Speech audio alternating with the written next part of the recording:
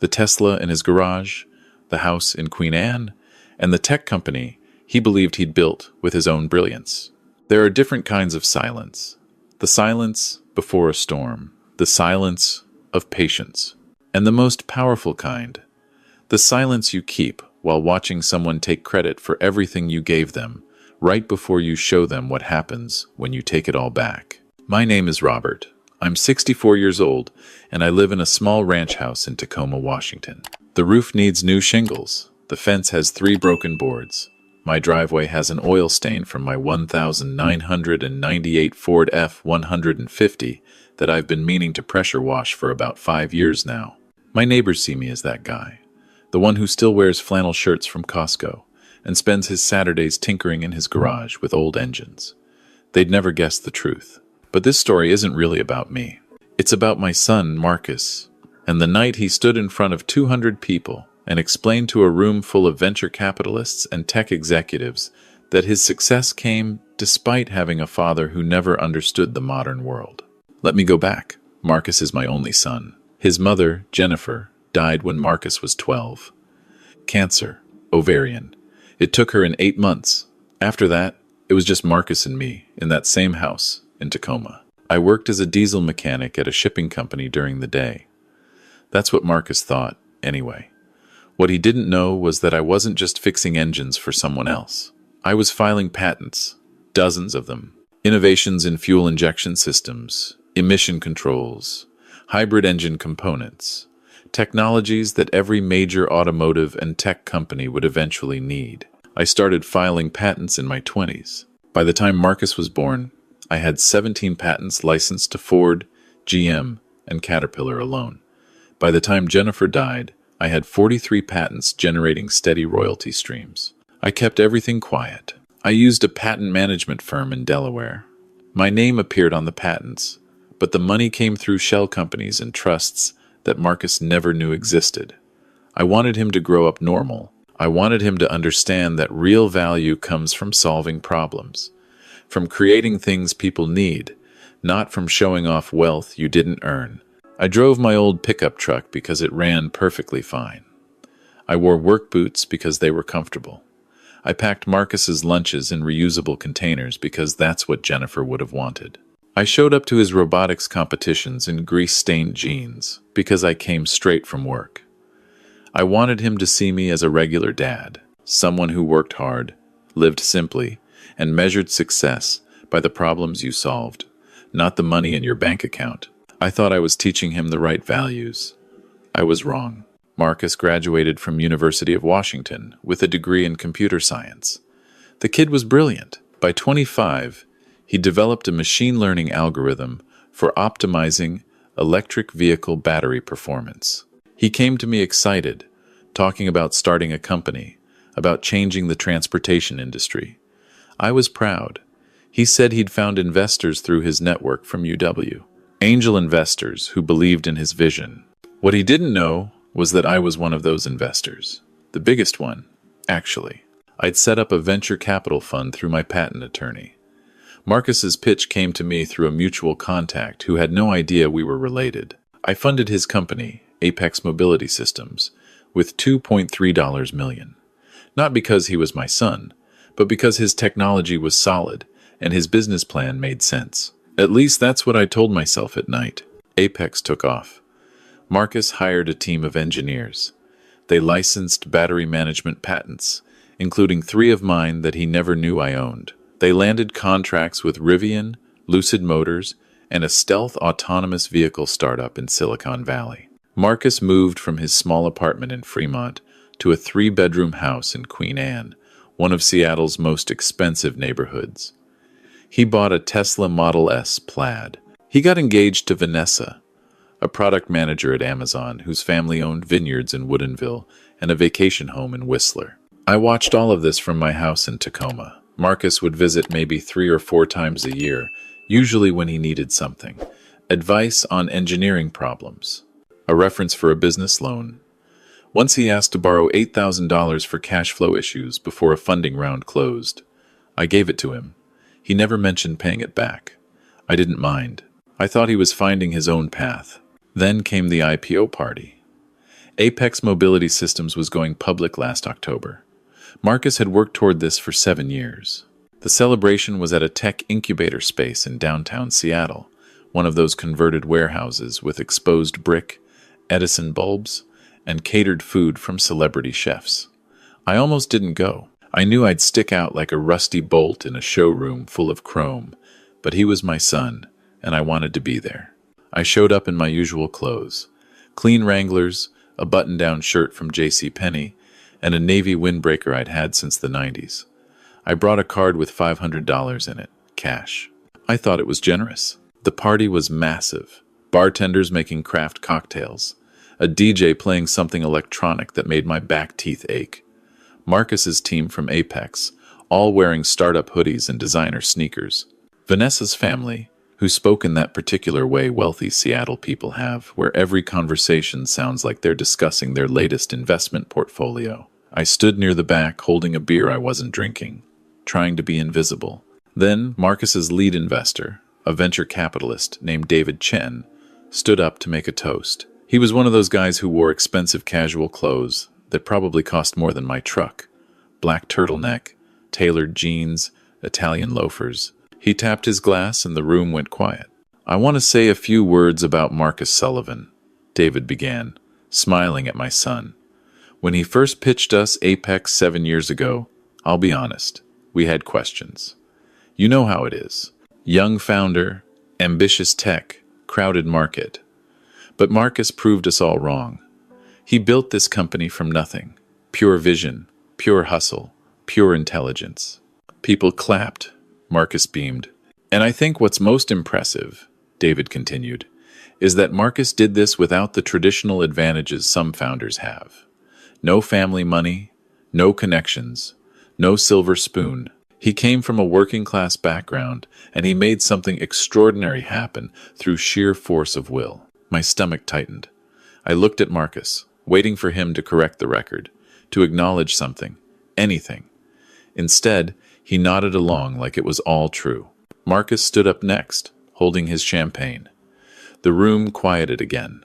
"I just want to add something," David said. "I appreciate the recognition of where I came from. My dad," he gestured toward me and a few heads turned. "My dad's a mechanic. A good one. He worked hard his whole life, but he never really understood the world I wanted to build. He fixed engines. I'm optimizing the future of transportation. He lives in the past. I live in tomorrow." Some people laughed. Vanessa squeezed his hand affectionately. David Chen nodded approvingly. "And honestly," Marcus continued, his voice taking on that casual cruelty of someone who thinks they're being funny, "I love my dad, but growing up, I knew I had to figure everything out on my own. He couldn't teach me about venture capital, or scaling a business, or navigating the tech ecosystem. I had to learn all that myself. I had to build this myself. And standing here tonight, I'm grateful for that. It made me who I am." He raised his glass. "To self-made success." The room erupted in cheers. "To self-made success." I stood there holding my untouched beer, feeling like someone had punched a hole through my chest. I didn't say anything. I didn't make a scene. I set the bottle down on a high-top table, walked out the side door, got in my truck, and drove back to Tacoma. And that night, sitting at my kitchen table with a glass of whiskey I rarely touch, I made a decision. I'd spent 30 years building something for Marcus. I'd funded his education through a scholarship trust he never knew I created.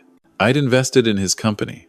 I'd licensed him patents at rates far below market value, and he had no idea any of it came from me. Maybe that was my fault. Maybe I'd been too quiet, too humble, too invisible. But the disrespect, the casual dismissal, the lie that he'd done it all himself, that I couldn't let stand. So I started making calls. The first call was to my patent attorney, Graham. I'd known him for 30 years. He handled all my patents, all my licensing agreements, everything I wanted kept private. "Graham," I said, "I need you to pull together all documentation on Apex Mobility Systems. Every licensing agreement, every patent they're using, every contract." There was a pause. "Robert, what are you planning?" "I'm planning to teach my son a lesson. The patents they're using, 3 of them are yours. licensed at significantly reduced rates. I know. I want to terminate those licenses. Robert. His voice was careful. If you do that, their entire battery management system becomes inoperable. They'll be in breach of their contracts with Rivian and Lucid. The company will collapse. I know. This is personal, isn't it? Very. The second call was to my accountant, Patricia. She managed my venture capital investments through the fund I'd set up. She didn't know Marcus was my son. I'd kept that information private. Patricia, I said, I want to call in the investment in Apex Mobility Systems. All of it. Robert, that's $2.3 million plus equity. They're about to go public. If you pull out now, it will trigger a material adverse change clause. The IPO will be delayed or canceled. The company could collapse. I understand. Another pause. You've never done anything like this before. Why now? Because it's time someone learned what they actually built and what was given to them. The third call was to First National Bank. I'd co-signed Marcus's mortgage 2 years earlier when his credit history wasn't quite strong enough for the loan amount he wanted. He didn't know. He thought he'd qualified on his own based on his Apex salary and equity. This is Robert Sullivan. I'm a co-signer on mortgage account number 847392. I'd like to remove myself and transfer full responsibility to Marcus Sullivan. Mr. Sullivan, if you remove yourself, Mr. Marcus Sullivan will need to requalify based on his income alone. Given the loan amount and his current debt-to-income ratio, with the company's uncertain pre-IPO status, he likely won't meet our requirements. We'd need to call the loan. I understand. Proceed. The fourth call was to Tesla Financial Services. I'd co-signed Marcus's Model S Plaid lease 18 months earlier. Same situation. His credit wasn't quite there yet, but he wanted the car to project success to investors. I need to remove myself as co-signer on lease agreement Tate 847321. Sir, if we remove you, the primary lessee will need to requalify.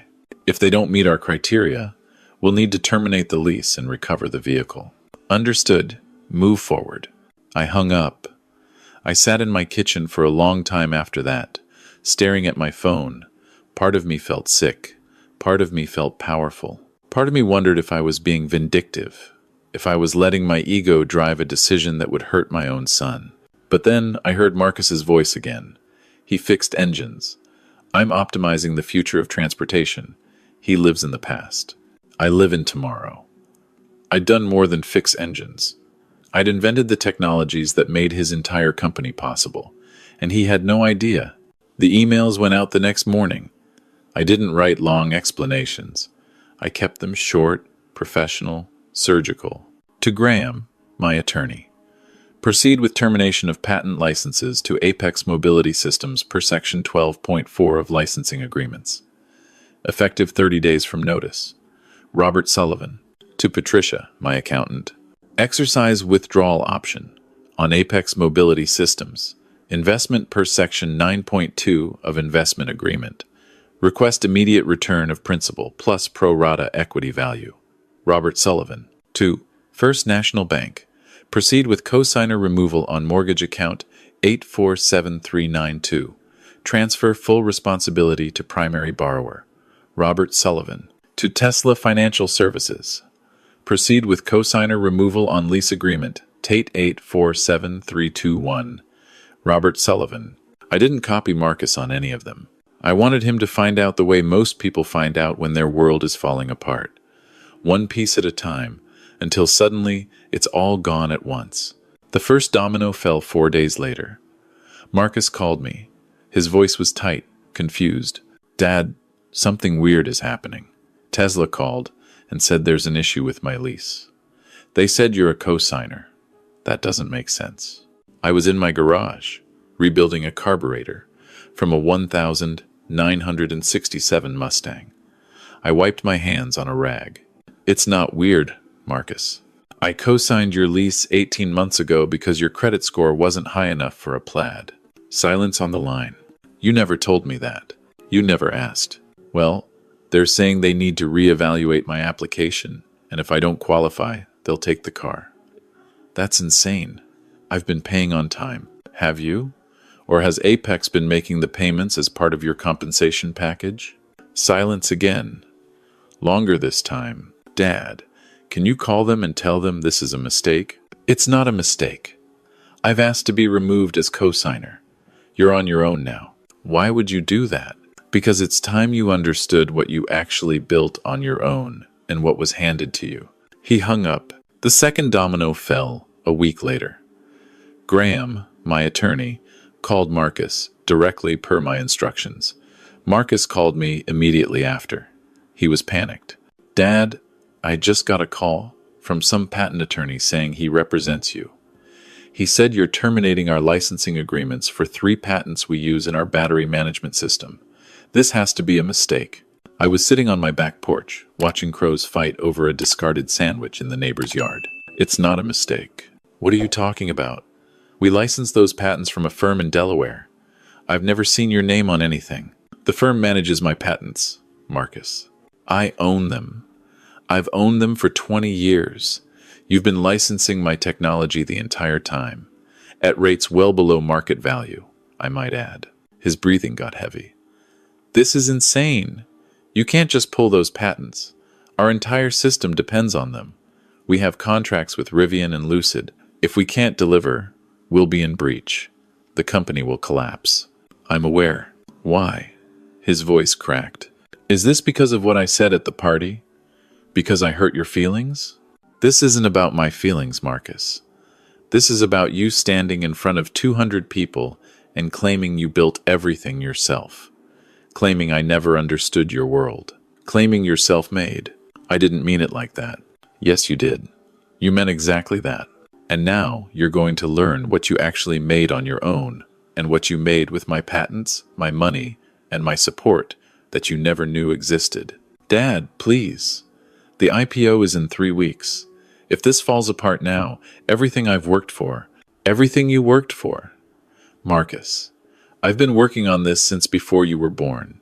Those patents you're using, I filed them when you were in elementary school. The money that funded your company, mine. The technologies that made your algorithms possible, mine. You didn't build this despite me. You built it because of me. You just never knew it. He was crying now. I could hear it. The third domino fell 5 days later. First National Bank sent Marcus a letter requesting loan requalification. He showed up at my house unannounced, holding the letter in his hand. His eyes were red. Dad, what the hell is this? I was making coffee. I didn't turn around. It's a requalification notice. The bank needs to verify you can afford the mortgage without a cosigner. Why are you doing this? You co-signed my mortgage? I did, 2 years ago. You needed it to qualify for the loan amount. He sat down at my kitchen table without being invited. His hands were shaking. The bank says if I don't qualify on my own, they'll call the loan. I'll lose the house. Vanessa and I just sent out our wedding invitations. We're supposed to get married there in the backyard. You'll figure it out, Marcus. You're a genius, remember? Self-made. You built a tech company from nothing. Stop it. His voice was sharp. Just stop it. I get it. I screwed up. I shouldn't have said what I said. This isn't about one night, Marcus. This is about years of watching you take credit for things you didn't build. Years of watching you act like you did it all alone. Years of being treated like I'm irrelevant to your success. I turned to face him. Years of being invisible. He looked up at me, and for the first time in a decade, I saw my son instead of the tech entrepreneur he'd become. I saw the 12-year-old boy who'd cried at his mother's funeral and asked me if everything would be okay. Dad, what's happening to me? I sat down across from him. What's happening, Marcus, is you're learning the difference between what you earned and what you were given. Over the next 2 weeks, everything unraveled. The Tesla was repossessed.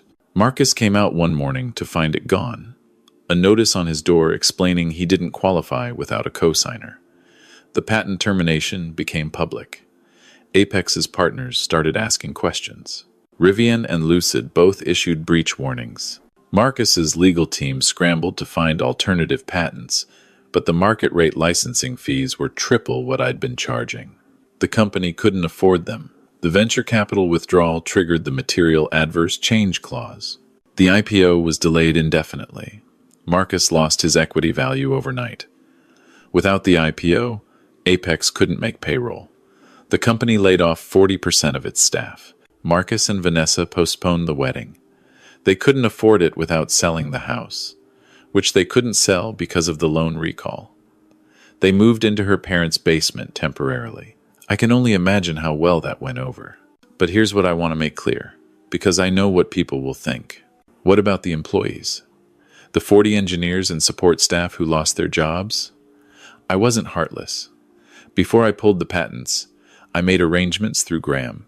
Every employee got 8 weeks severance, paid personally by me through an anonymous donor fund Graham set up. Most found new jobs within a month. The technology sector in Seattle is desperate for good engineers. This was about teaching Marcus a lesson, not punishing innocent people who'd done nothing wrong. Then one evening, my phone rang. It was Vanessa. "Robert, I need to talk to you." I was surprised. Vanessa had always been polite but distant. She'd never called me directly. "Vanessa, I know what you did. Marcus told me everything. The patents, the investment, the co-signing. All right?" She was quiet for a moment. "I thought you should know what he's not telling you." I waited. At the IPO party, before he gave that speech, I told him he should mention you. I told him he should thank you for supporting him, even if you weren't rich or connected. You know what he said? What? He said you were an embarrassment. That having a mechanic father didn't fit the narrative. That David Chen and the other investors wanted to believe in the self-made story. And you complicated that story. My chest tightened. I told him he was being cruel, Vanessa continued. I told him you'd worked hard and deserved respect. He said I didn't understand how venture capital works. He said perception matters more than truth. She paused. For what it's worth, Robert, I think what you did was harsh, but I also think he needed it. He'd become someone I didn't recognize. Someone who valued image over integrity. Maybe losing everything will help him find himself again. She hung up. That night, I couldn't sleep. I lay in bed staring at the ceiling, wondering if I'd destroyed my relationship with my son forever. If this lesson would push him away permanently, if I'd been vindictive instead of instructive, if I'd let my wounded pride drive a decision I'd regret for the rest of my life. But then I thought about Jennifer. What would she think? She'd raised Marcus to be kind, to be honest, to value people over possessions. Somewhere along the way, he'd lost that, and I'd enabled it by staying invisible. 4 weeks after the house requalification notice, Marcus showed up at my house again. This time, he didn't look angry. He looked exhausted, humbled. "Can I come in?" I stepped aside. We sat in the living room, the same room where he used to build Lego sets as a kid, back when things were simpler. "I need to understand something," Marcus said quietly. "The patents, the investment, the co-signing, the scholarship that paid for UW, was that you too?" "Yes, all of it. Why didn't you ever tell me?" "Because I wanted you to feel like you earned it. I wanted you to have pride in your accomplishments without thinking they came from family money." He laughed bitterly. "Pride? I don't have anything left to be proud of." "That's not true. You still created those algorithms. You still built a team. You still landed those contracts. The technology was real, Marcus. Your work was real. You just had more help than you realized." "Help," I threw back in your face. "Yes. I'm sorry." He looked at me, really looked at me. "I'm sorry for what I said at the party. I'm sorry for making you invisible. I'm sorry for caring more about how things looked than what was true." "I know. Can you forgive me?" I thought about that question for a long time. "Eventually," I said, "but forgiveness doesn't mean going back to how things were.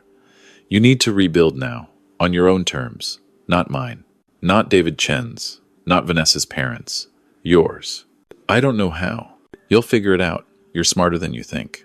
You've just been coasting on foundation you didn't know existed." He nodded slowly. "What happens now?" "Now? You start over. You find work. You prove to yourself that you can build something real. And if you need guidance, if you need advice, I'm here. But I'm not giving you money, Marcus. Not anymore." "I understand." He stood to leave. At the door, he turned back. "Dad?" "Yes?" "That speech I gave, about you living in the past while I live in tomorrow. I remember. I was wrong. You weren't living in the past. You were building the foundation for tomorrow. I just couldn't see it. Thank you for saying that. He left. I closed the door and stood there, feeling something I hadn't felt in weeks. Peace. 7 months have passed since then. Marcus got a job at a battery startup in Bellevue. It's not glamorous, and it's not his company, but it's honest work, and he's earning his own paycheck. He's learning to work for someone else, to take direction, to prove himself again. He and Vanessa are still together. They got married last month at the Tacoma courthouse with 10 people present. I was there. It was simple and real, and better than the wedding they'd planned. He calls me once a week now. Sometimes we meet for breakfast at a diner near the waterfront. Last week, he asked me if I'd consider consulting on a new project he's developing. If you help, he said, I want it documented. I want to know exactly what you're contributing. I want to make sure I'm earning what I get. Deal, I said. I still don't know if I did the right thing. Late at night, I still think about it. I took away my son's entire life because he made a speech that hurt my feelings. That sounds cruel when I say it out loud. But it wasn't just about the speech. It was about years of being invisible. Years of watching him build success on a foundation I created while pretending the foundation didn't exist. Years of being treated like I didn't matter. And maybe that's what silence is for. Not to avoid conflict, but to wait for the right moment when you finally speak and your words change everything. I'm 64 years old. I live in a small house in Tacoma. My roof still needs shingles. My fence still has broken boards. My neighbors still think I'm just that guy who fixes old engines and wears flannel from Costco. They're wrong, but I don't need them to know that anymore. I only needed one person to know, and now he does. The silence isn't empty anymore. It's full of understanding, and that, I've learned, is worth more than all the patents I'll ever file.